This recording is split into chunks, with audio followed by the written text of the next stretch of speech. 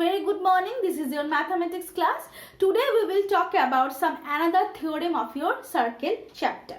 So look at the board. Number 5. Theorem number 5 is there is one and only one circle passing through three given non-collinear points.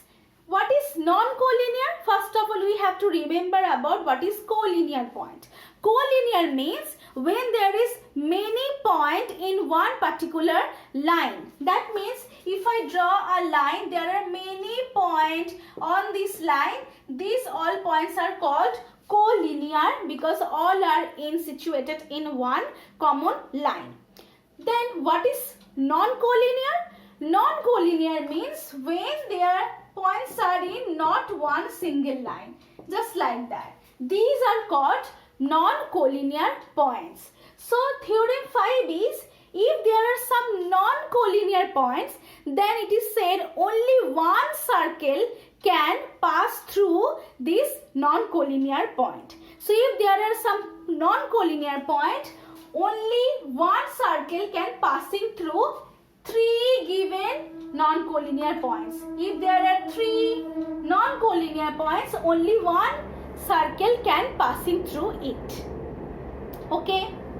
Next theorem 6 is equal chords of a circle are equidistant from the center. It says that when two chords are equal in length, suppose I am drawing a circle here.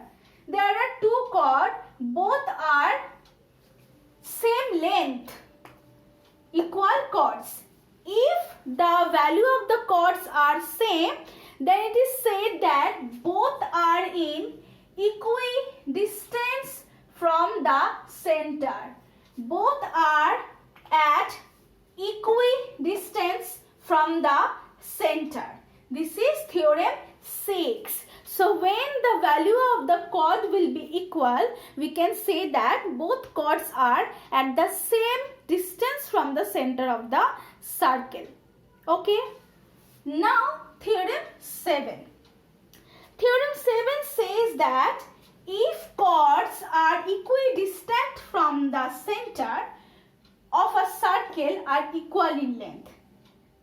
Same thing, but in opposite way, we can say that if the chords are equidistant, if two chords are equidistant from the center, we can say that both chords are equal in length.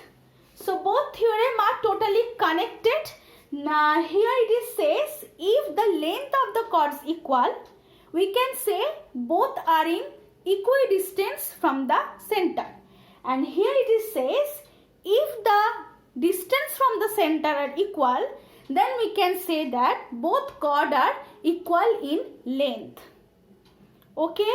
So these theorems you have to learn it very properly and you have to remember this because depend on this there will be some maths and some examples and also fill in the blank short questions. Okay. So that's all for now students. Please everyone stay at your home and stay safe, and in the next part we will talk about some example of this. Okay.